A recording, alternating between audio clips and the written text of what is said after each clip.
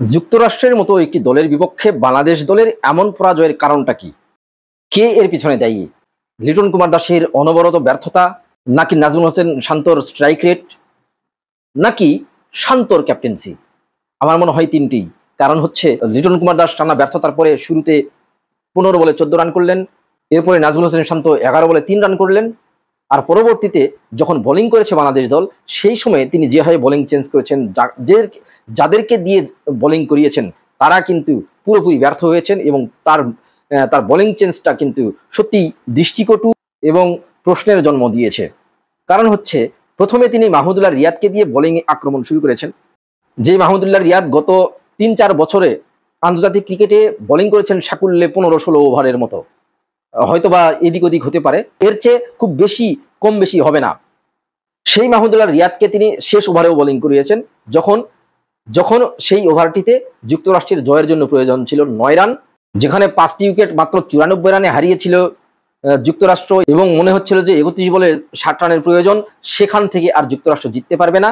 তখন কিন্তু আরেকটি ব্যাপার ঘটেছে যে মুস্তাফিজুর রহমান এবং শরীফুল ইসলামের মতো দুইজন বাহাতি পেসার, যাদের উপরে অত্যন্ত ভরসা করে বাংলাদেশ দল, ডেথ ওভারে মুস্তাফিজের উপরে বিশেষ করে বিশ্বব্যাপী যে বন্দনা রয়েছে, তার উপরে যে আস্থা রয়েছে, সেই আস্থার প্রতিদান তিনি দিতে পারেননি। শেষের 2 ওভারে মুস্তাফিজুর রহমান কিন্তু 32 রান দিয়েছেন।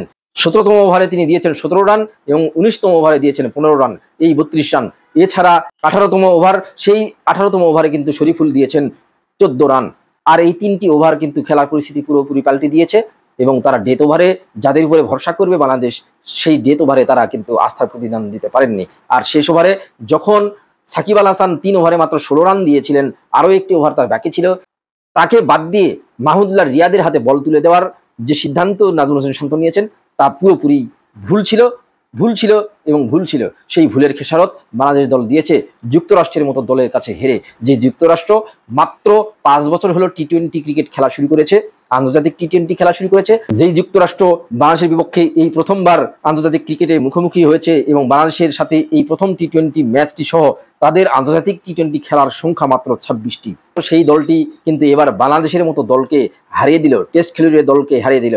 এর আগে আয়ারল্যান্ডকে তারা হারিয়েছিল, সেটি একটি ঐতিহাসিক জয় ছিল। সব বড় দল হিসেবে কিংবা টেস্ট খেলুড়ে দল হিসেবে আয়ারল্যান্ডের বিপক্ষে তারা প্রথম জয় পায় 2021 সালের নভেম্বরে।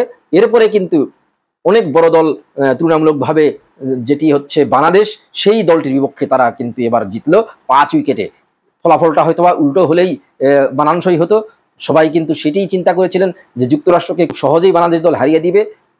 কিছুটা পজিটিভ যদি যুক্তরাষ্ট্র নিতে পারে, সেটি তাদের বিশ্বকাপে তাদের উপকার বয়ে আনবে, সেই চিন্তাই সবাই করেছিলেন। কিন্তু হয়েছে উল্টোটি, বাংলাদেশ নয় জিতেছে যুক্তরাষ্ট্র, বরং বাংলাদেশই সম্ভবত যুক্তরাষ্ট্রের সাথে খেলে কিছুটা উপকার পেল এবং কিছু ভুল শুধরানোর জায়গা তারা পেয়ে গেল। তবে এটি নিশ্চিত করেই বলা যায়, শান্ত লিটন এভাবে যদি ব্যাটিং করেন তাহলে কিন্তু বাংলাদেশ দল এভাবেই ডুবতে থাকবে। কারণ তারা যেহেতু টপ অর্ডারের যদি স্ট্রাইক রেট খুব বেশি ভালো না হয়, এরকম উইকেটটা যেরকমই হোক, যুক্তরাষ্ট্রের মতো একটি দল, যারা সবেমাত্র একেবারেই নবীন একটি দল, সেই দলটির বিপক্ষে যদি বাংলাদেশ এভাবে হারে, সেই দলটির বিপক্ষে যদি বাংলাদেশ দল টি-20 ক্রিকেটে বর্তমানে যে এরকম ধুমধারাক্কা ব্যাটিং করে সবাই অভ্যস্ত 180+ রান না করতে পারে, তাহলে কিন্তু জিততে পারা যাবে না, এবং সেটি কিন্তু যুক্তরাষ্ট্র বুঝিয়ে দিয়েছে। মাত্র 153 রান করে বাংলাদেশ দল জিততে পারেনি, এবং এই উইকেটে খুব সহজেই মাত্র 5 উইকেট হারিয়ে 3 বল বাকি থাকতেই কিন্তু জয় তুলে নিয়েছে যুক্তরাষ্ট্র। আর বাংলাদেশের দুর্বলতা এখানেই ফুটে উঠেছে। অথচ নাজমুল হোসেন শান্ত অজুহাত দেখিয়েছেন, জিম্বাবুয়ের বিপক্ষে সর্বশেষ সিরিজটি তারা ভালো উইকেটে খেলেননি, যার কারণে যুক্তরাষ্ট্রের এই উইকেটে গিয়ে তারা স্ট্রাগল করেছেন কাদের বিপক্ষে? যুক্তরাষ্ট্রের অনভিজ্ঞ, অপরিপক্ক একটি বোলিং আক্রমণের বিপক্ষে। যেই বোলারদের যদি আন্তর্জাতিক ক্রিকেটের র্যাঙ্কিং খুঁজতে বলি, তাহলে আপনারা হয়তোবা খুঁজেও পাবেন না। সেই বোলিং আক্রমণের বিপক্ষে বাংলাদেশের ব্যাটাররা যদি স্ট্রাগল করেন, এবং সেই যুক্তি যদি নাজমুল হোসেন শান্ত, বাংলাদেশ দলের ক্যাপ্টেন, তিনি দেখান, তাহলেই বুঝতে হবে কতটা বাজে অবস্থার মধ্যে রয়েছে দলটি, এবং এই দলটি বিশ্বকাপে কতটা ভালো কিছু উপহার দিবে সেটি সহজেই অনুমান করা যায়। এছাড়া বরাবরের মতো তিনি আরেকটি অজুহাত দেখিয়েছেন, সেটি হচ্ছে যে ব্যাটিংয়ে বাংলাদেশ দল 20 রান কম করেছে। হ্যাঁ, 20 রান নয়, অন্তত 40-50 রান কম করেছে। সেটি বরাবরই তারা করে থাকে, এবং যতই ব্যাটিং উইকেট থাকুক, যেমন উইকেটই থাকুক, বাংলাদেশ দলের ক্যাপ্টেনরা সবসময়ই কিন্তু একই কথা বলেন যে 20-30 রান কম হয়েছে। সেই কথাটি আবারও বলেছেন এবং যুক্তরাষ্ট্রের মতো একটি দল, তাদের বিপক্ষেও এমন অজুহাত দেখাতে হলো বাংলাদেশ দলের ক্যাপ্টেনকে।